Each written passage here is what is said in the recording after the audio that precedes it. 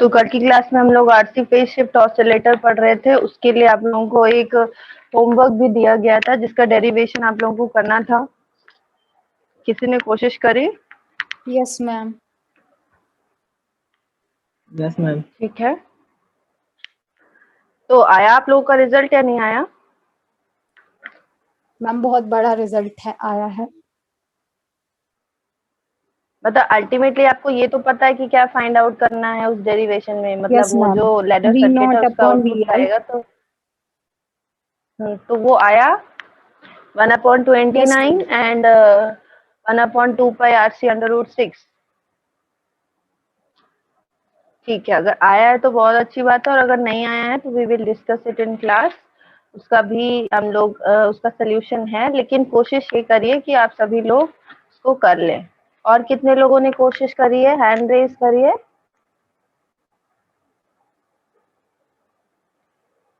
करुणा, प्रबल, प्रीति, प्रिंस और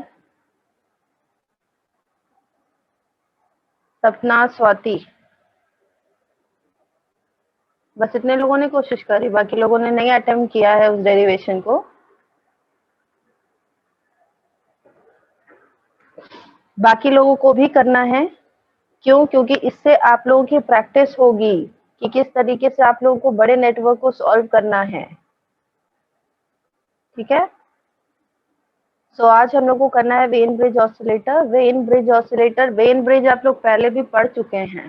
पहले पढ़ा है वेन ब्रिज आप लोगों ने? बताइए यस मैम। यस और नो। उस वेन ब्रिज का क्या काम होता था, बता सकते हैं कोई मुझे? मैम फ्रीक्वेंसी फाइंड आउट करना। यस, फ्रीक्वेंसी डिटरमाइन करने के लिए वेन ब्रिज ऑसिलेटर। उसके उसके अलावा भी आप लोगों ने शेयरिंग ब्रिज पढ़ा था, मैक्सवेल्स ब्रिज पढ़ा था और हेज ब्रिज पढ़ा था। मतलब ये सारे ब्रिजेस से हम एक कोई ना कोई पैरामीटर डिटरमाइन कर रहे थे, जैसे कि इंडक्टर हो गया, कैपेसिटर हो गया। तो उसी तरीके से वेन ब्रिज ऑसिलेटर भी आप लोगों ने पढ़ा था, जिसका काम था फ्रीक्वेंसी डिटरमाइन करना। और यहाँ पे भी हमें ऐसा ही कुछ करना है। क्यों? क्योंकि हम एक ऑसिलेटर डिजाइन कर रहे हैं, और ऑसिलेटर अगर डिजाइन करने की बात आती है तो we need to calculate 2 criterias. वो 2 क्राइटेरियाज कौन से हैं? पहला कि किस फ्रीक्वेंसी पे ऑसिलेटर ऑसिलेट करेगा, हमें वो डिटरमाइन करना है। एंड दूसरा, what will be the gain of feedback factor. तो यहाँ पे भी हमें यही 2 कंडीशंस को अचीव करना है। ये 2 कंडीशन को अचीव करने के बाद हमें फ्रीक्वेंसी निकल करके आती है, और दूसरा है गेन निकल करके आता है। तो अब देखते हैं यहाँ पे कैसे। ठीक है, डायग्राम कल की क्लास में मैंने आप लोग को बताया था, इसके 2 डायग्राम होते हैं। 2 किस टाइप के डायग्राम, जो कि अभी मैं आप लोगों को शो कर रही हूँ। सबसे पहले तो वेन ब्रिज ऑसिलेटर क्या होता है? एक फिक्स्ड फ्रीक्वेंसी का ऑसिलेटर है, जिसमें कि हम फीडबैक पाथ में आर और सी के ब्रिज कॉम्बिनेशन का नेटवर्क यूज करते हैं, और उस ब्रिज को बैलेंस रख करके हम इसके फ्रीक्वेंसी ऑफ ऑसिलेशन को डिटरमाइन करते हैं। क्यों ब्रिज को बैलेंस ही क्यों करते हैं? क्योंकि अगर ब्रिज अनबैलेंस्ड होगा तो उस केस में जो भी करंट फ्लो होगी across the arms of this bridge, वो अनइवन होगी। मतलब हमें चाहिए क्या कि ब्रिज अगर बैलेंस है तो उसकी सारी आर्म्स में इक्वल करंट फ्लो होगी, और वही इक्वल करंट से हम आगे का अपना कैलकुलेशन करेंगे। तो इसीलिए जो फर्स्ट कंडीशन होती है, मतलब जो फर्स्ट हमारा अजम्पशन है कि जो ब्रिज है, इसके फीडबैक पाथ में जो ब्रिज लगा हुआ है वो ब्रिज बैलेंस्ड है। और वो ब्रिज की 4 आर्म्स में 2 आर्म में आर और सी के पैरामीटर लगे हुए हैं, एक सीरीज में एक शंट में, और बाकी के 2 आर्म में सिर्फ रेजिस्टेंसेस लगे हुए हैं। और ये वही रेजिस्टेंस हैं जो कि इन्वर्टिंग ऑप एम्प के फीडबैक पाथ का रजिस्टर है एंड जो इनपुट सेक्शन का रजिस्टर है। ये चीजें आपको माइंड में रखनी है कि इसका जो ब्रिज है वो ब्रिज किन किन एलिमेंट से बना हुआ है। तो ब्रिज के जो 2 एलिमेंट्स हैं वो इन्वर्टिंग ऑप एम्प के ही रेजिस्टेंसेज हैं, और बाकी के जो 2 एलिमेंट्स हैं वो पॉजिटिव फीडबैक वाली ब्रांच में जो रेजिस्टेंसेस लगे हुए हैं वो हैं। ये क्लियर है सभी को? Yes, ये ma'am. पॉइंट क्लियर है सभी को? ठीक है, और ये तो आप लोगों को पता ही होना चाहिए कि ऑसिलेटर मतलब we are not applying external input, जैसा कि आप लोगों को सर्किट में दिख रहा होगा। सर्किट में विजिबल है सभी को? दूसरा डायग्राम ये भी है, इसमें देख सकते हैं आप लोग यहाँ पे कि यहाँ हमने कोई भी एक्सटर्नल इनपुट अप्लाई नहीं किया है। Is it clear?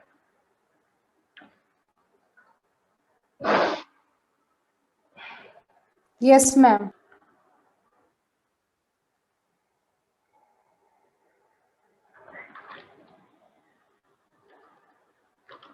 तो अब यहाँ पे हम बीटा को डिराइव करेंगे, जैसा कि लास्ट ऑसिलेटर जो हमने पढ़ा है आरसी फेज शिफ्ट ऑसिलेटर, वहां पे भी हमने क्या किया था, सबसे पहले बीटा डिराइव किया था। बीटा मतलब जो फीडबैक नेटवर्क लगा हुआ है उसका गेन, मतलब कि VF divided by V naught हमें डिटरमाइन करना है, ये हमारा टास्क है। तो VF divided by V naught determine करने के लिए हमें सबसे पहले ये देखना होगा कि what is the VF here, यहाँ पे जो वीएफ है वो क्या प्रेजेंट हो रहा है। ठीक है,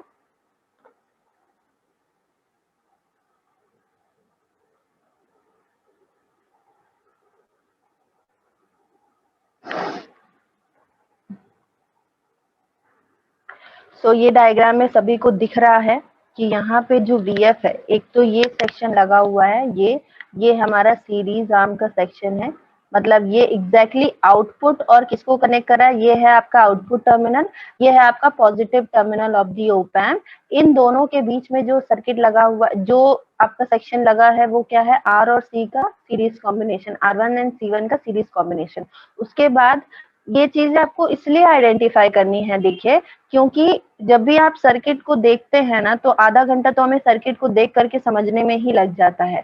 तो फर्स्ट स्टेप है कि अगर आपको आपके सामने एक सर्किट गिवन है, तो उस सर्किट में आप प्रॉपर नोट्स देखिए कि अच्छा आउटपुट और इनपुट के बीच में ये सेक्शन है, देन इनपुट और ग्राउंड के बीच में ये है। देखिए जैसे अभी यहाँ पे आपको ये डायग्राम दिख रहा है कि यहाँ पे ये पॉजिटिव ही टर्मिनल है और ये ग्राउंड टर्मिनल है, इसके बीच में दो पैरेलल कॉम्बिनेशन लगा हुआ है आर और सी का, ये दिख रहा है सभी को। और सेम यही डायग्राम को हमने बना दिया है ऐसा। अब देखिए आप, मतलब ये रिप्रेजेंटेशन है, हमने क्या किया, उसी ब्रिज को ब्रेक कर दिया। क्यों ब्रेक कर दिया, ग्राउंड टर्मिनल है भाई, ग्राउंड तो हर जगह सेम रहने वाला है, जो ग्राउंड यहाँ प्रेजेंट है वही ग्राउंड यहाँ प्रेजेंट है, वही ग्राउंड यहाँ प्रेजेंट है। बट ये हमें कंफ्यूज करने के लिए कि ये सर्किट दूसरा है, अलग सर्किट है, so that we could not identify this circuit, इन्होंने क्या किया कि दोनों ग्राउंड्स को अलग कर दिए, जो ब्रिज का ग्राउंड वाला सेक्शन था उसको अलग करके क्या किया, ये पॉजिटिव और पी नॉट के बीच में R1 C1 as it is लगा हुआ है, सिमिलरली पॉजिटिव और ग्राउंड के बीच में R2 C2 का पैरेलल कॉम्बिनेशन लगा दिया। सो ये सर्किट देख करके आप लोगों को आइडेंटिफाई करना होगा कि ये तो वही नोड है, सिमिलरली बी नॉट भी वही नोड है। तो ये सर्किट को अगर हम इसको यहाँ से उठाएं और यहाँ से उठा करके क्या करें, यहाँ रख दें, तो एज इट इज हमारा ब्रिज कंप्लीट हो जाएगा, मतलब यही ग्राउंड अगर यहाँ चला आएगा तो ब्रिज फॉर्म में दिखने लगेगा। ठीक है, सो नेक्स्ट हमें क्या करना है, हमें डिटरमाइन करना है वीएफ। अब वीएफ कैसे डिटरमाइन करेंगे, अगर आप लोग सर्किट में देखें तो सर्किट में यहाँ पे कोई एक्सटर्नल इनपुट नहीं लगा हुआ है, इस वाले सर्किट में ज्यादा चीजें समझ में आएगा और दोनों में ही समझ में आ जाएगा, ऐसा कुछ नहीं है। यहाँ पे देखिए, यहाँ पे लगा हुआ है दो टर्मिनल, ये दो टर्मिनल में हमें पता है एक आपका V1, जरूरी नहीं है कि पॉजिटिव को ही हमेशा हम V1 लेके चलें, ये चेंज हो सकता है, बट एक स्टैंडर्ड नोटेशन लेकर के चलते हैं ताकि आगे अपने हिसाब से हम कहीं भी चेंज ना करते रहें। तो जनरली क्या करते हैं कि हम V1 माइनस V2 करते हैं, इसलिए पॉजिटिव टर्मिनल को V1 एंड नेगेटिव टर्मिनल को V2 देते हैं, but we can use V2 minus V1 also. तो यहाँ पे थोड़ा सा चेंज है नोटेशन, नेगेटिव टर्मिनल को V1 नाम दे दिया, पॉजिटिव टर्मिनल को V2 नाम दे दिया, एंड दिस इज VI मतलब difference of these two voltages. अब हमें ये पता है कि ये ओप एम्प आइडियल है, ठीक है, इसमें कोई डाउट नहीं होना चाहिए कि अरे ये ओप एम्प का कहीं गेन कम तो नहीं है, we are using positive feedback, that means definitely op amp का गेन क्या होगा, बहुत ज्यादा होगा, और हमें ऑसिलेटर डिजाइन करना है, दैट मीन्स ये तो इन्फिनिटी होने ही वाला है। सो VI क्या होगा, VI के V2 टर्मिनल पे क्या प्रेजेंट है, VF, और V1 पे क्या प्रेजेंट है ये अभी हम लोग देखते हैं। ठीक है, ये हमें डिटरमाइन करना होगा कि V1 पे क्या प्रेजेंट है, और ये है V0। ठीक है, आवाज आ रही है सभी को? Yes, ma'am.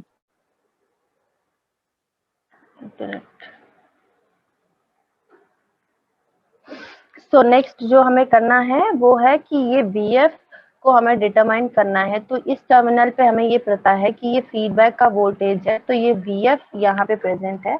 Now we will see कि अब आगे हमें क्या करना है। ये फॉर फीडबैक आप लोगों को जैसा कि पहले भी बताया गया कि हमने कोई एक्सटर्नल इनपुट अप्लाई नहीं किया है, तो VI ही हमारा क्या है, VF है।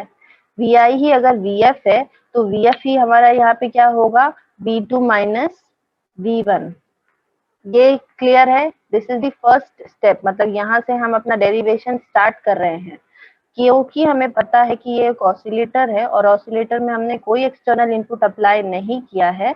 So this VI is nothing but the feedback voltage. तो हमने क्या किया कि जो फीडबैक वोल्टेज है पॉजिटिव फीडबैक वाले टर्मिनल से आ रहा है, वही VF क्या हो जाएगा हमारा, V2 माइनस V1।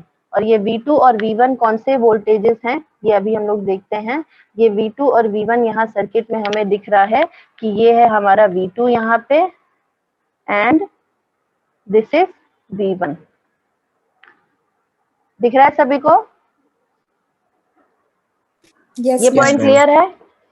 सबसे पहले आपको यही समझना होगा कि हमने यही क्यों लिया है, क्यों? क्योंकि ऑसिलेटर में इनपुट हमारा क्या है, ऑसिलेटर के लिए इनपुट हमारा फीडबैक वोल्टेज है। तो feedback voltage is equals to this positive terminal minus negative terminal का पोटेंशियल। अब देखते हैं V1 क्या होगा। V1 देखिए, V1 ये वाला पोटेंशियल है, मतलब इस R4 के क्रॉस जो वोल्टेज प्रेजेंट हो रहा है वो क्या है, V1 है। तो V1 को क्या, और V1 के दूसरे वाले टर्मिनल पे जो हायर पोटेंशियल प्रेजेंट है वो क्या है, V0 है। So can we apply voltage division, मतलब अगर इस सर्किट को मैं अलग से ड्रॉ करूं तो ये सर्किट आप देखिए ऐसा कुछ बनेगा, ऐसा। This is R3 and this is R4। यहाँ पे आपको निकालना है V1 और यहाँ कौन सा पोटेंशियल प्रेजेंट है, यहाँ प्रेजेंट है, बताइए, V0. V0। So can we apply voltage division here? Yes, ma'am.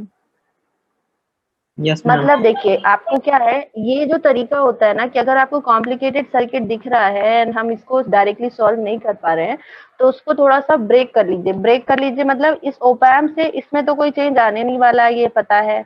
तो ओपैम का ये आउटपुट और इस ग्राउंड को हमने अलग करके ये सर्किट एक बनाया, उसमें देखा कि यहाँ पे इजिली अगर हम वोल्टेज डिविजन लगाएंगे तो हमारा V1 क्या हो जाएगा, V1 is equal to V0 into R4 divided by R3 plus R4। Is it clear? Similarly अब हमें V2 निकालना है, तो can we apply voltage division again here. ये हो Yes, जाएगा आपका सीरीज सेक्शन का इम्पीडेंस, जिसको हमने ZS नाम दे दिया। ये हो गया हमारा पैरेलल शंट सेक्शन का इम्पीडेंस, जिसको हमने ZP नाम दे दिया। क्यों? क्योंकि अभी हमें इसको भी डिटरमाइन करना होगा ना, R2 और C2 का पैरेलल कॉम्बिनेशन निकालना होगा, सिमिलरली R1 एंड C1 का भी सीरीज कॉम्बिनेशन निकालना होगा। तो इसको शॉर्ट में लिखने के लिए, क्योंकि इसको तो हम आखिरी में भी लिख सकते हैं, सो इसको हमने ZS और ZP नाम दे दिया है। और यहाँ पे भी अगर हम वोल्टेज डिवीजन लगाएंगे तो उस वोल्टेज डिवीजन की वैल्यू क्या आएगी, V2 is equals to V0। V0 क्यों? क्योंकि इसके भी इस टर्मिनल पे आउटपुट वोल्टेज ही प्रेजेंट है। V0 इंटू Z, बताइए कौन सा पोटेंशियल, कौन सा इम्पीडेंस आएगा, ZP. Cross ZP, yes, ZP Upon divided by ZP plus ZS। ZS. ठीक है, तो ये दो पोटेंशियल होंगे जो कि आउटपुट वोल्टेज पे ही डिपेंडेंट है। सो इससे हम आगे का डेरिवेशन करेंगे।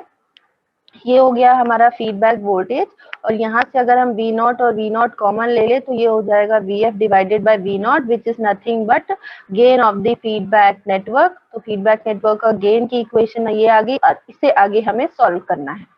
तो सॉल्व कर सकते हैं, बहुत ही इजी डेरिवेशन है, मतलब बड़ा है बट इजी है, मतलब ऐसा कोई टफ नहीं है कि हमें समझ नहीं आएगा, सिर्फ वोल्टेज डिवीजन अप्लाई किया है। फिर इसके बाद है क्या, ZP निकालना है। तो ये तो आप सभी को पता है कि R और C का पैरेलल कॉम्बिनेशन निकालना है, मतलब R2 into 1/j omega C2, similarly R2 plus 1/j omega C2 किया है, तो इससे ये पैरेलल कॉम्बिनेशन आ गया है, सिमिलरली ये सीरीज कॉम्बिनेशन आ गया है। दिख रहा है सभी को, समझ आ रहा है, कोई डाउट तो नहीं है इसमें? No, ma'am.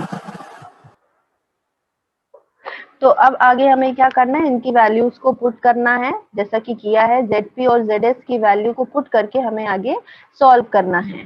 सॉल्व करके हमें क्या मिलेगा, ये आप सभी लोगों को करना है बेटा। अभी मैं दिखा रही हूँ, अगर क्लास में होती तो आप लोगों को दे दिया होता कि करके दिखाओ मुझे, ठीक है।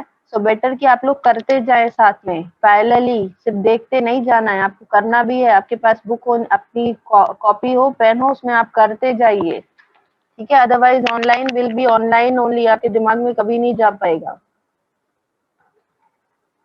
सो इसके बाद हमें इसको सॉल्व करना है, दोनों के पैरेलल कॉम्बिनेशन को। पैरेलल कॉम्बिनेशन को सॉल्व करके हमें क्या करना है, वही काम करना है, इमेजिनरी और रियल पार्ट को अलग करना है। ये आप लोग का काम है, ये आप करिए, अभी के अभी करिए। सुन रहे हैं सभी लोग?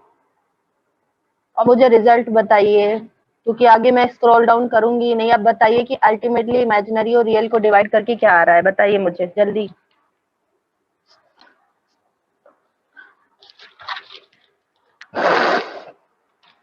इमेजिनरी रियल को अलग करना है। और हाँ, इसके बाद एक और है, एक यहाँ पे ट्रिक हम यूज करेंगे जो किसी भी इमेजिनरी इक्वेशन में आप लोग अप्लाई कर सकते हैं नॉर्मली। जैसा कि पूरा सॉल्व करने के लिए अब मत जाइएगा, आप लोग यहाँ तक सॉल्व कर लीजिए। ये जो मैंने जहां तक इक्वेशन दिखाई है, this is the equation number 1, जहाँ पे कि हमने क्या किया कि एक तो ये R4 bye R4 plus R3 में तो कोई इमेजिनरी टर्म है नहीं, तो इसको कुछ मत करिए, इसको एज इट इज रखिए। अननेसेसरी इसमें भी इमेजिनरी टर्म जोड़ करके आप इसको और लेंदी करेंगे, तो इसको एज इट इज रखना है। क्यों? क्योंकि जब हमारा इमेजिनरी और रियल अलग होगा तो ऑटोमेटिकली ये रियल में ही आ जाएगा। तो उसके बाद है ये वाली टर्म जो कि हमारी ZP और ZS वाली टर्म थी। इसमें हमने क्या किया, डिनोमिनेटर में रियल और इमेजिनरी को अलग कर लिया है। डिनोमिनेटर में दिख रहा है सभी को? Yes, ma'am. तो मैं इसका कॉन्जुगेट का ऊपर नीचे मल्टीप्लाई कर देंगे क्या? नहीं, तो उतना लेंदी नहीं करना है ना, वही तो मैं बता रही हूँ। ठीक, ये आपको करना रहता है। जनरली हम क्या करते हैं, रियल और इमेजिनरी को अलग करने के लिए ये जो है इसी का रैशनलाइज कर देंगे हम, मतलब इसी का कॉन्जुगेट लेकर के ऊपर नीचे मल्टीप्लाई करेंगे, बट उससे ये इक्वेशन और बड़ी हो जाएगी। पर यहाँ पे ट्रिक हमें क्या यूज करनी है कि एक बार अगर हमने क्या किया कि ऊपर में यहाँ पे कोई इमेजिनरी टर्म प्रेजेंट नहीं है, इमेजिनरी टर्म जो भी प्रेजेंट है वो सिर्फ डिनोमिनेटर में है, क्योंकि अगर ऊपर भी प्रेजेंट होती तो थोड़ा कुछ ऊपर में भी इमेजिनरी टर्म आती और हमारे इक्वेशन में चेंजेस आ सकते थे, लेकिन यहाँ ऊपर में सिर्फ रियल टर्म प्रेजेंट है, ठीक है। तो जो नीचे डिनोमिनेटर आई है, हर जगह डिनोमिनेटर आपका बहुत ही इंपॉर्टेंट रोल प्ले करता है। क्यों? क्योंकि डिनोमिनेटर ही आपकी कैरेक्टरिस्टिक्स इक्वेशन होती है, डिनोमिनेटर से ही आपको लूप गेन मिलता है, डिनोमिनेटर से ही आपको नंबर ऑफ पोल्स पता चलते हैं। सो ये जो डिनोमिनेटर में प्रेजेंट है, जहां पे कि इमेजिनरी टर्म हमें दिख रहा है जिससे कि सेपरेट कर लिया गया है, अब जो नेक्स्ट हमें निकालना है वो ये है कि इसके हमें इमेजिनरी टर्म को 0 से इक्वेट करके वो फ्रीक्वेंसी को डिटरमाइन करना है। सो अब इसे और ज्यादा सॉल्व नहीं करना है, मतलब we don't need to rationalise this equation. Simply ये जो आपकी इमेजिनरी टर्म है, मतलब डिनोमिनेटर में जो ये इमेजिनरी टर्म प्रेजेंट है, उसको आप 0 से इक्वेट कर दीजिए तो आपकी फ्रीक्वेंसी ऑफ ऑसिलेशन आ जाएगी। पूरा सॉल्व करने की जरूरत नहीं है। क्लियर है सभी को? ऐसा क्यों यहाँ पे कर रहे हैं? क्योंकि यहाँ ऊपर में कोई इमेजिनरी टर्म नहीं प्रेजेंट है, यहाँ पे जो भी प्रेजेंट है डिनोमिनेटर में यही प्रेजेंट है, जिसकी वजह से यहाँ पे और कोई चेंजेस नहीं आने वाले हैं। और वैसे भी अगर प्रेजेंट भी होती ना तो भी यहाँ पे आप रैशनलाइज करेंगे तो डिनोमिनेटर का कॉन्जुगेट लेकर के रैशनलाइज करेंगे, जिससे कि यहाँ सिर्फ डिनोमिनेटर में ये वाली टर्म स्क्वायर हो जानी है। यस और नो? मतलब ये a प्लस जे भी है, ये क्या हो Yes, जाएगी, ये ma'am. हो जाएगी a square plus b square. So इसमें हमें इमेजिनरी टर्म को 0 से इक्वेट करना है। ऐसा हम क्यों कर रहे हैं, 0 से इक्वेट क्यों कर रहे हैं? क्यों? क्योंकि हमें पता है कि phase of this term is equals to 180 degree, और अगर फेज 180 डिग्री होता है that means imaginary part automatically आपका 0 हो जाता है। सो हमने इमेजिनरी टर्म को 0 से इक्वेट किया, तो हमें यहाँ से जो फ्रीक्वेंसी निकल करके आ रही है वो फ्रीक्वेंसी ये है कि 1/2 pi under root R1 R2 into C1 C2, which is very important equation for Wien bridge oscillator. इस पे डायरेक्ट क्वेश्चन पूछे जाते हैं, आपको सर्किट दे दिया जाएगा, उसमें R1 R2 C1 C2 की वैल्यूज होंगी, जिससे आपसे पूछ लिया जाएगा कि what is the frequency of oscillation for this particular circuit या oscillator. Is this clear? Yes, ma'am. कोई डाउट तो नहीं है यहाँ पे? अब No, इसके ma'am. बाद नेक्स्ट हमें क्या करना है, अब हमें गेन निकालना है। गेन अगर निकालना है मतलब कि अब इस फ्रीक्वेंसी की वैल्यू को हमें वापस से इसी इक्वेशन में पुट करना है, जहां से कि हमने इसको 0 से इक्वेट किया था यहाँ पे, ठीक है। इस इक्वेशन में हमने ओमेगा की वैल्यू को पुट कर दिया तो ऑटोमेटिकली ये टर्म तो जीरो हो जाएगी। देखिए अगर आप वही वैल्यू पुट करेंगे तो ये जीरो हो जाएगी। क्यों? क्योंकि हमने कंडीशन ही ये लगा करके निकाली है कि imaginary term is equal to zero. तो ऑटोमेटिकली वो वाली टर्म जीरो हो जाएगी एंड फ्रीक्वेंसी वाली सारी टर्म रिप्लेस होकर के बीटा इज इक्वल टू आपको ये इक्वेशन मिलने वाली है। इसको आपको सॉल्व करके इस फॉर्म में ले आना है, डायरेक्ट नहीं लिखना है। Is this clear? Yes ma'am.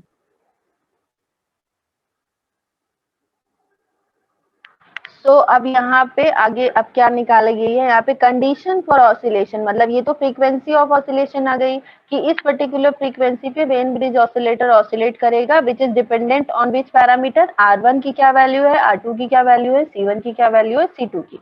उस बेसिस पे हमारी फ्रीक्वेंसी ऑफ ऑसिलेशन डिसाइड होगी। अब इसके बाद अब हमें क्या करना है कि कंडीशन फॉर ऑसिलेशन मतलब जहाँ की गेन की कंडीशन फुलफिल होगी हमें वो डिटरमाइन करना है। मतलब कि यहाँ जो ओपैम लिया गया है वो ओपैम क्या है हमारा आइडियल, जिसका कि ओपन लूप गेन क्या है इन्फिनिटी। आइडियल ओपैम का ओपन लूप गेन इन्फिनिटी होता है और अगर इस वैल्यू को हम पुट करें तो उस हिसाब से बीटा की वैल्यू क्या आ रही है, मतलब गेन की वैल्यू क्या आ रही है, जीरो आ रही है। और अगर गेन की वैल्यू जीरो आ रही है तो हमें इससे क्या मिलेगा, हमें इससे ये जो टर्म है, ये जो हमें ऊपर ये जो एक लाइन मिली थी, मतलब ये जो एक इक्वेशन मिली थी, इस इक्वेशन से हमें R1 R2 C1 C2 के बीच में एक रिलेशन मिलेगा जिससे कि हम इनकी वैल्यूज को पुट कर सकते हैं। सो अब क्या करना है, इस इक्वेशन को हमें जीरो से इक्वेट कर देना है।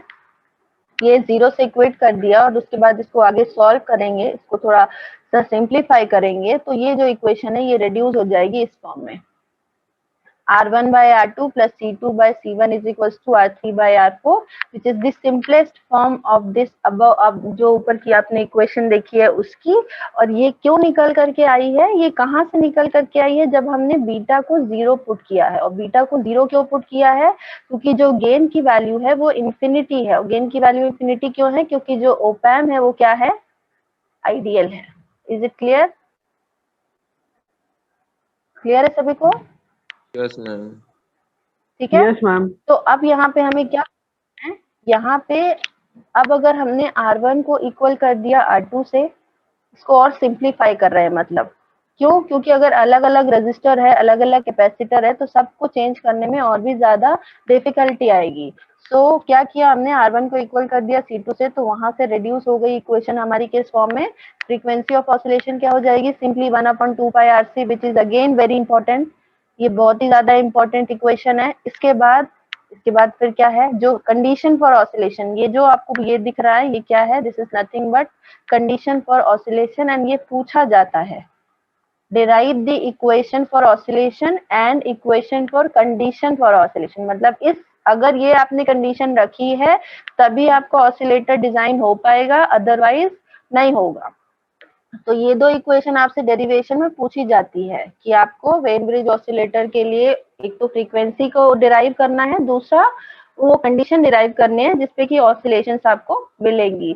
तो उसी में ही अगर हमने R1 को इक्वल कर दिया R2 से तो ये इक्वेशन इस फॉर्म में आ जाती है। See again R3 and R4 के फॉर्म में आ गई। R3 और R4 कौन से पैरामीटर हैं, R3 एंड R4 ये आपके इन्वर्टिंग ओपैम्प के फीडबैक ब्रांच का रजिस्टर है and this is the input section का रजिस्टर। Is it clear? एक मिनट उल्टा बताया मैंने शायद, एक है आपके फीडबैक सेक्शन का रजिस्टर और दूसरा है इनपुट सेक्शन का रजिस्टर। हाँ,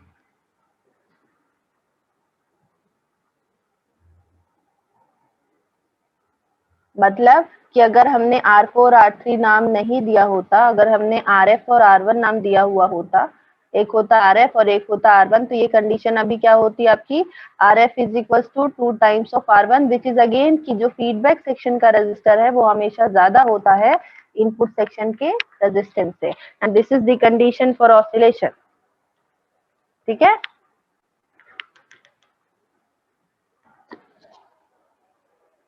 अब देखिए एडवांटेजेस में यहाँ पे आपको सबसे पहला पॉइंट दिख रहा है वेरिएबल फ्रीक्वेंसी ऑसिलेटर। तो आप बोलेंगे कि अभी तक तो मैं फिक्स फ्रीक्वेंसी करते आ रही थी, अचानक से वेरिएबल कैसे हो गया?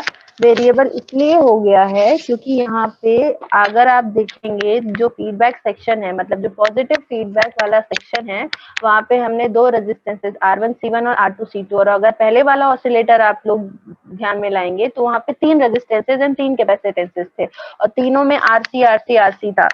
और वहां पे जो इक्वेशन आ रही थी 1/2πRC√6 थी। पर यहाँ पे दो ही सेक्शन हैं, और एक में सीरीज में और एक में शंट में लगे हुए हैं, और दोनों की वैल्यू को जब इक्वल कर दिया गया है उस केस में यहाँ पे फ्रीक्वेंसी को वेरी करना इजी होता है। But again it is not very easy, not very, मतलब कि ऐसा नहीं है कि आप बहुत ही आसानी से इसकी फ्रीक्वेंसी को चेंज कर लेंगे। चेंज कर सकते हैं बट उसमें भी डिफिकल्टीज आएंगी, जो कि उसके ड्रॉबैक में भी आता है कि आप अचानक से, क्योंकि एक टर्म होती है कैलिब्रेशन, सुना होगा आपने, आपको एक पर्टिकुलर फ्रीक्वेंसी पे कैलिब्रेट करना होता है, उसके बाद ही आपकी वो वाली फ्रीक्वेंसी अचीव हो पाती है जिसपे कि हमें ऑसिलेशंस चाहिए होती हैं। और बेटर स्टेबिलिटी, मतलब यहाँ पे फ्रीक्वेंसी स्टेबिलिटी, ऑसिलेटर की स्टेबिलिटी ज्यादा है। स्टेबिलिटी का मतलब ये होता है कि अगर आपने डिजाइन किया है कि हमारा फ्रीक्वेंसी, ऑसिलेटर की जो फ्रीक्वेंसी है वो 100 हर्ट्ज होनी चाहिए सपोज, तो 100 हर्ट्ज के लिए आर और सी की वैल्यू आपने वैसे ही पुट कर दी, बट जिस कंडीशन में, जिस एनवायरनमेंट में आप सर्किट को यूज कर रहे हो उसकी वजह से आर एन सी, और उसके अलावा भी आपको पता है कि ओपैम हम यूज कर रहे हैं, ओपैम के अंदर बहुत सारे बीजेटी है, उन बीजेटीज में भी कैपेसिटिव इफेक्ट प्रेजेंट होते हैं जैसे ही हम हायर फ्रीक्वेंसी पे जाते हैं, तो उसकी वजह से जो सर्किट का ऑपरेशन है वो थोड़ा सा चेंज होता है, टेम्परेचर की वजह से चेंज होता है, तो इन सब की वजह से आउटपुट चेंज नहीं होना चाहिए। मतलब अल्टीमेटली स्टेबिलिटी मेंटेन रहनी चाहिए, और वो सिर्फ इसीलिए हो पाती है कि हमने फीडबैक को यूज किया है। और फीडबैक में भी दोनों है, नेगेटिव सेक्शन का भी फीडबैक लिया हुआ है, और आपको पता है कि नेगेटिव फीडबैक की वजह से स्टेबिलिटी इंप्रूव होती है, लेकिन पॉजिटिव फीडबैक से स्टेबिलिटी उतनी इंश्योर नहीं होती है। बट फिर भी क्योंकि यहाँ पे हमने ब्रिज और balanced bridge and inverting op-amp दोनों को यूज किया हुआ है, इस वजह से स्टेबिलिटी ज्यादा अच्छी होती है एज कम्पेयर टू बाकी के जो ऑसिलेटर्स हैं। Is it clear? Yes ma'am. Clear है सभी को?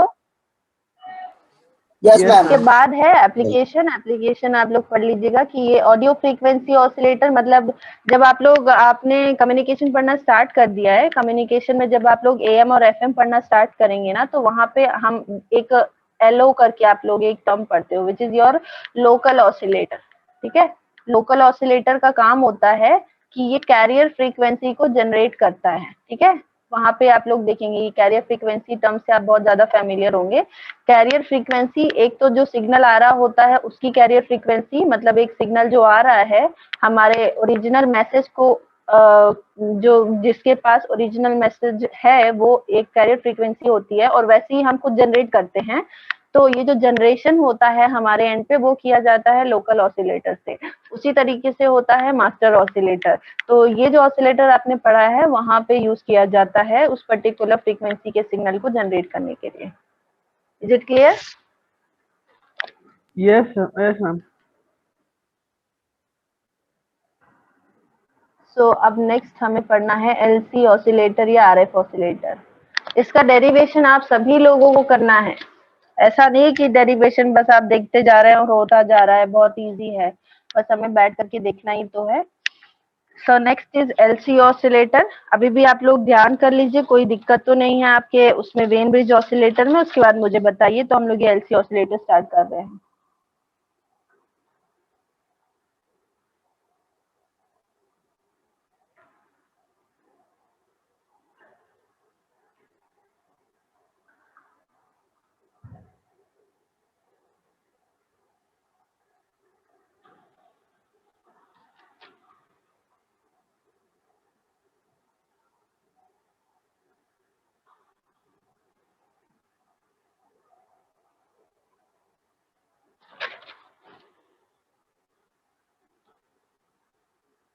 कोई डाउट तो नहीं है किसी को? No ma'am, clear. No, ma'am. बहुत बढ़िया, सब कुछ क्लियर होता जा रहा है।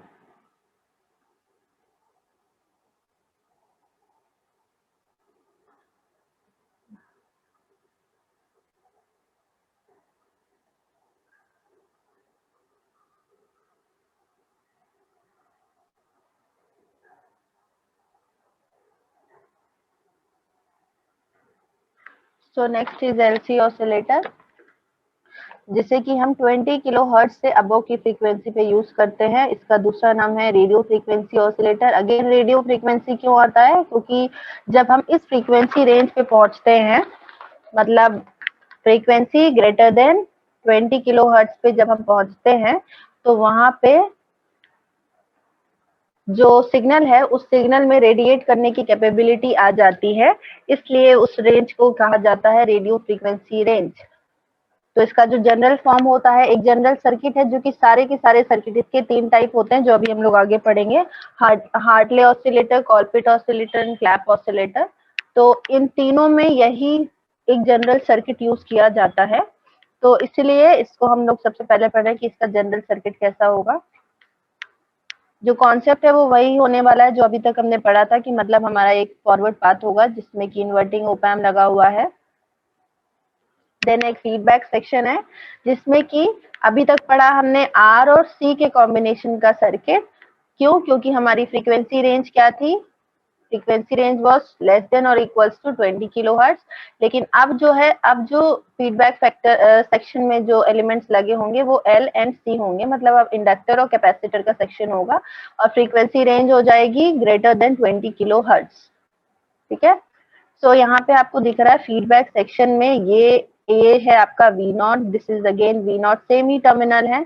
तो एक V0 और ग्राउंड के बीच में Z2 लगा हुआ है। और सी, यहाँ पे आपको ये ध्यान में रखना है कि ये जो Z1, Z2 और Z3 नाम दिया है, इसको प्लीज आप अपने हिसाब से चेंज मत करिएगा कि आपने इसको Z3 लिख दिया और इसको Z1 लिख दिया एंड इसको Z2, ऐसा नहीं है। क्यों, क्योंकि इसकी जो कंडीशन अभी आगे निकल करके आने वाली है, जैसे कि अभी हमने प्रीवियस ऑसिलेटर्स में भी कंडीशंस पढ़ी है, तो यहाँ पे जो कंडीशंस निकल करके आएंगी बेस्ड ऑन दिस नोटेशन कि ये आपका Z2 है, this is Z3 which is connected between V0 and positive terminal, this is positive terminal of the op amp, this is positive terminal and ground के बीच में Z1 लगा हुआ है and V0 output और ग्राउंड के बीच में Z2 लगा हुआ है। तो ये Z2 ही आपका लोड की तरह काम करेगा। क्यों, क्योंकि ये आपके आउटपुट सेक्शन में लगा हुआ है, आउटपुट और ग्राउंड के बीच में। और जो फीडबैक सेक्शन में लगा हुआ है, क्यों, क्योंकि इसको आप अलग भी कर सकते हैं। सी, ये ग्राउंड अलग हो गया, ये ग्राउंड अलग हो गया, तो आपको ऐसा लगेगा कि ये अलग सर्किट है, ये अलग है। Yes ma'am. Yes ma'am. PDF is visible. ठीक है, अब ये सर्किट अच्छे से देख लीजिए। इस सर्किट में हमें क्या करना है, इस सर्किट से हमें Z1, Z2 एंड Z3, ये Z3, Z1 एंड Z2 की वैल्यूज को डिटरमाइन करना है और उसके बाद हमें कंडीशन फॉर ऑसिलेशन निकालनी है। सो इसके लिए जो सबसे पहले हमें काम करना है वो ये है कि सबको पता होगा कि Z1, Z2, Z3 क्या है, इम्पिडेंसेस हैं। और इम्पिडेंसेस को हम डिनोट किससे करते हैं, JX1, JX2 and JX3। C, again यहाँ पे एल और सी बस लिया गया है। क्यों लिया गया है, क्यों, क्योंकि हम हायर फ्रीक्वेंसी रेंज पे ऑपरेट कर रहे हैं और जो हमारे फ्रीक्वेंसी डिपेंडेंट टर्म्स हैं एल एंड सी, यही दो पैरामीटर्स हैं जिससे कि फ्रीक्वेंसी सर्किट में इंट्रोड्यूस होती है और उसी फ्रीक्वेंसी से हम अपनी फ्रीक्वेंसी ऑफ ऑसिलेशन डिटरमाइन करेंगे। इसलिए यहाँ पे सिर्फ एल एंड सी लिया गया है, आर नहीं लिया गया है। तो सबसे पहले हमें डिटरमाइन करना है लोड का इम्पिडेंस क्या होगा। तो जैसा कि हमें सर्किट में दिख रहा है कि ये जो कंप्लीट ब्लॉक है आउटपुट में जो लगा हुआ है, this complete block will give the load impedance, मतलब कि ZL की वैल्यू देगा। तो ZL की वैल्यू, और अगेन आपको जैसा कि यहाँ दिख रहा है कि बीच से ये एक कनेक्शन गया हुआ है और ये कहाँ पे कनेक्टेड है, ये यहाँ कनेक्टेड है। पर कॉन्सेप्ट क्या कहता है कि यहाँ अंदर कोई करंट जाने नहीं वाली है। क्यों, क्योंकि ये होती है बायस करंट और इसके अंदर का रेजिस्टेंस होता है बहुत ज्यादा। वोल्टेज रेजिस्टेंस, वोल्टेज एम्पलीफायर है, that means input resistance ideally will be infinity. और अगर ये RI बहुत ज्यादा है तो IB जो अंदर जा रही है वो बहुत ही कम होगी। दैट मीन्स ये जो ब्रांच से यहाँ करंट का डिवीजन हो रहा है उसे हमें अपने ZL के कैलकुलेशन में कंसीडर नहीं करना है। दैट मीन्स ZL हमारा सिंपली क्या हो जाएगा, Z1 plus Z3 in parallel with Z2। Is it clear? ये क्लियर है सभी को? आवाज आ रही है? Yes ma'am, yes ma'am, yes सुनो, बोलिए कुछ तो। Yes ma'am. तो यहाँ पे क्या हो गया, Z1 plus Z3 in parallel with Z2 and उसके बाद हमें निकालना है कि क्या फीडबैक वोल्टेज है जो कि इनपुट में जा रहा है। तो हमें पता है कि अगर वोल्टेज कैलकुलेट करना है तो एक टर्मिनल तो ग्राउंड ही होने वाला है, तो ये इसके अक्रॉस जो वोल्टेज प्रेजेंट होगा that will be the feedback voltage. और इस फीडबैक वोल्टेज को निकालने के लिए हमें अगेन वोल्टेज डिवीजन अप्लाई करना पड़ेगा। और उस वोल्टेज डिवीजन की वैल्यू क्या होगी, वोल्टेज डिवीजन से जो निकल करके आने वाला है वो है Vf is equals to V0 into Z1 divided by Z1 plus Z3। Is it clear? Clear है सभी को? मैम एक बार जेडएल फिर से बता दीजिए। और फिर यहाँ पे हमें लगाना है ZL। ठीक है, देखिए ZL कैसे निकाला हमने। ZL में जो कॉम्बिनेशन लगा हुआ है वो ऐसा कुछ कॉम्बिनेशन है।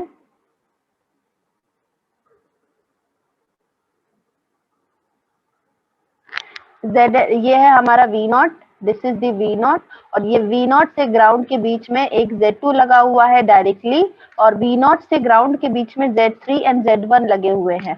बट बीच में हमें एक नोड दिख रहा है जिस नोड से फीडबैक गया हुआ है इनपुट सेक्शन में, मतलब कि जो फॉरवर्ड पाथ है उसमें हमने यहाँ से फीडबैक दिया हुआ है। बट क्योंकि हमें पता है कि इस पाथ की अगर कोई करंट आ रही है, सपोज यहाँ कोई करंट फ्लो हो रही है आउटपुट सेक्शन की, then this current will not go here. ठीक है, यहाँ नहीं जाने वाली है। ओपैम आइडियल के केस में आप ये बहुत ही मतलब ये कह लें कि बहुत ही प्यारा कॉन्सेप्ट है जिससे कि आपके गेट में बहुत सारे क्वेश्चन इजीली सॉल्व हो जाते हैं कि अगर यहाँ पे ऐसा कुछ लगा हुआ है और यहाँ से फीडबैक में कुछ गया हुआ है तो आपको ये बिल्कुल भी कंफ्यूज नहीं होना है कि यहाँ की करंट डिवाइड होकर के यहाँ जाएगी। यहाँ जो करंट यहाँ फ्लो हो रही है वही करंट यहाँ फ्लो होगी। सिमिलरली दैट मीन्स ये Z3 एंड Z1 कैसे हैं, सीरीज में हैं। तो जो ZL की इक्वेशन निकल करके आने वाली है वो क्या होगी, Z1 plus Z3 in parallel with Z2. Is this point clear? Hello? Yes ma'am. Clear है? यस मैम ठीक क्लियर। है। सो नेक्स्ट अब हमें निकालना है बीटा।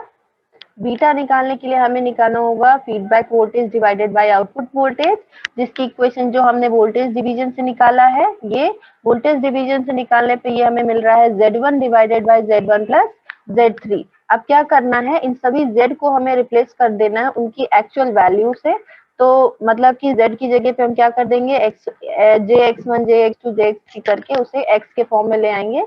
X के फॉर्म में लाने का मतलब है कि हम सिंपली XC या XL होगा आपका, जो भी वैल्यू होगी उसमें रिप्लेस हो जाएगा। सो वही जो ऊपर सर्किट आपने देखा है उसी सर्किट को हमने थोड़ा सिंप्लीफाइड फॉर्म में, सिंप्लीफाइड मतलब आपको पता है कि ये आपका वोल्ट कौन सा सेक्शन है, this is the section of voltage amplifier, जिसको कि अभी तक आपने ट्रायंगल से शो किया था, उसको अब ट्रायंगल से शो ना करके हमने सिंपल एक वोल्टेज एम्पलीफायर के फॉर्म में शो कर दिया है। और उस वोल्टेज एम्पलीफायर के आउटपुट में, this is the V0 output में हमने एक सर्किट, एक नेटवर्क लगाया, जिस नेटवर्क से हमने फीडबैक दिया है इनपुट सेक्शन में। तो this is Z3 and Z1 जो कि एक दूसरे से सीरीज में कनेक्टेड है और उसके बीच से एक फीडबैक ब्रांच गई हुई है। उस फीडबैक को हमने कनेक्ट कर दिया है इनपुट से, एंड अगेन एक दूसरा पैरेलल में रजिस्टर लगा हुआ है Z2, इम्पीडेंस या जो भी आपका कैपेसिटर या इंडक्टर ही लगा होगा उसको हमने Z के फॉर्म में रिप्रेजेंट किया हुआ है, एक इम्पीडेंस लगा हुआ है जिसको कि Z2 से डिनोट किया गया है। सेम सर्किट है, बस रिप्रेजेंटेशन दूसरा हो गया है, उसे हमने वोल्टेज एम्पलीफायर के फॉर्म में शो कर दिया है इस वजह से। तो अब वही आपका जो वोल्टेज एम्पलीफायर वाला सर्किट है उसमें अब अगर आप आउटपुट सेक्शन में देखो, ये जो इक्वेशन आपको दिख रही है, ये इक्वेशन कहाँ से मिल रही है, इस इक्वेशन को ध्यान से देखिएगा, से डिटरमाइन किया गया है यहाँ से।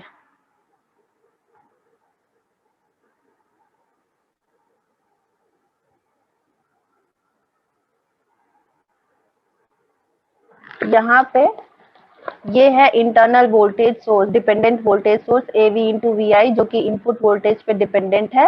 AV इंटू VI से लगा हुआ है आउटपुट रेजिस्टेंस, और ideally output resistance for voltage amplifier हमें पता है 0 होनी चाहिए, बट प्रैक्टिकली इसकी वैल्यू बहुत ही स्मॉल होती है।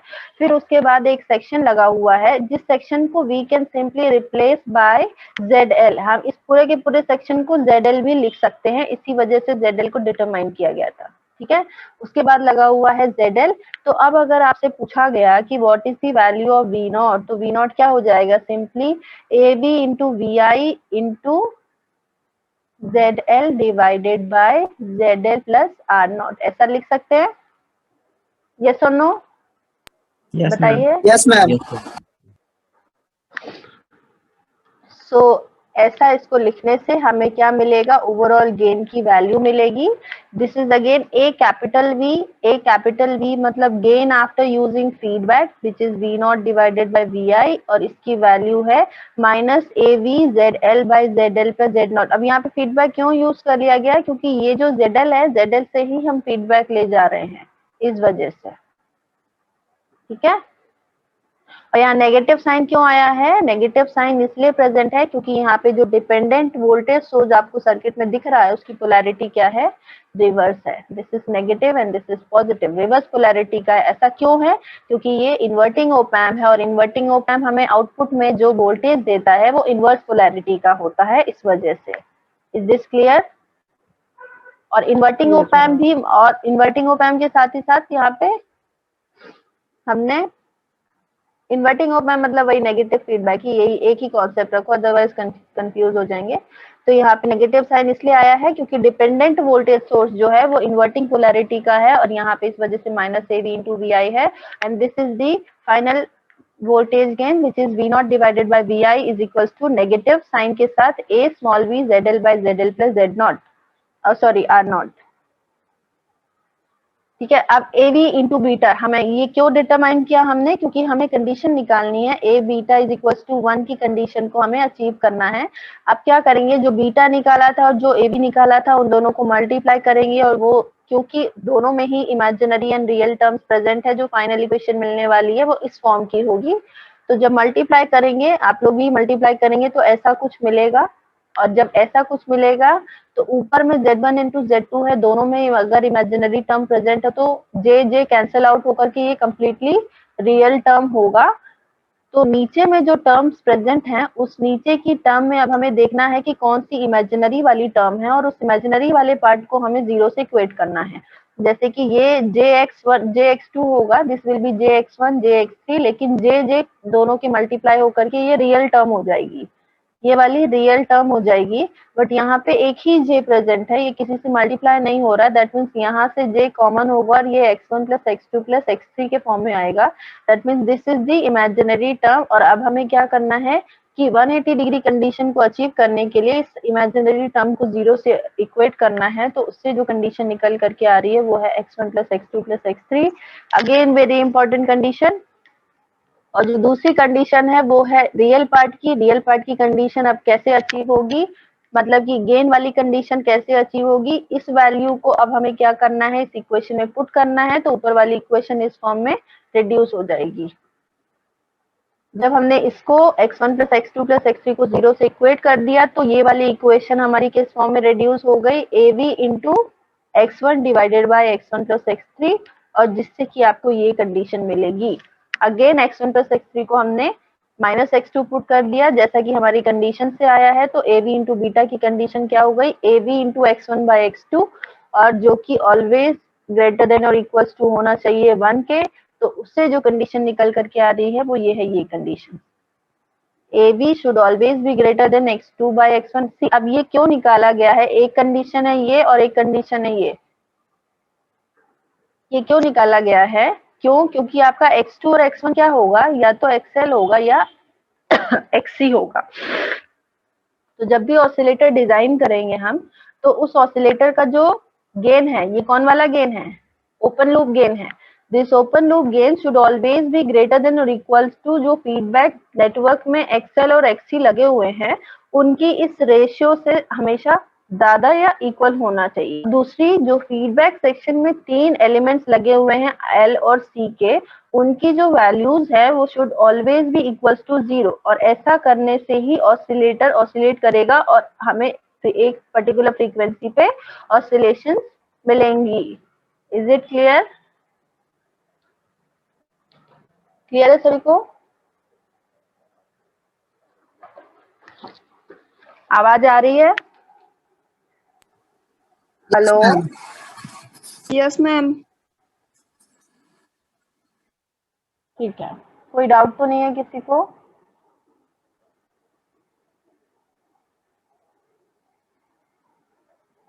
कोई डाउट तो नहीं है। इसके बाद है एलसी ट्यून्ड ऑसिलेटर और हार्टले कॉलपिट एंड क्लैप, जो कि हम लोग नेक्स्ट क्लास में करेंगे, आज की क्लास में नहीं करेंगे। और वो भी इसलिए कि आज बहुत सारे डेरिवेशन हो गए हैं। आप लोगों को क्या करना है, ये जो डेरिवेशंस बताए गए हैं, सिंपली मैंने आपको एक्सप्लेन कर दिया है, बट इनको आपको खुद करना है, अपनी कॉपी में करना है, खुद से डिराइव करना है। क्यों? क्योंकि एग्जाम में पूछा जाएगा तो आपको, अब तो हालांकि एग्जाम भी ऐसे हो रहा है कि आपको खुद ही लिख करके देना है, बट फिर भी आपके खुद के लिए, अपने खुद के लिए, इंजीनियरिंग आपकी है, डिग्री आपको मिलेगी, नॉलेज आपको मिलेगा, इंपॉर्टेंट इज नॉलेज, तो आपको ये सब करना है। Is it clear? Yes ma'am. Clear है Yes, सभी ma'am. को? ठीक है, ओके। सो आज की क्लास के लिए इतना ही। और कोई डाउट हो तो बिल्कुल बताइए।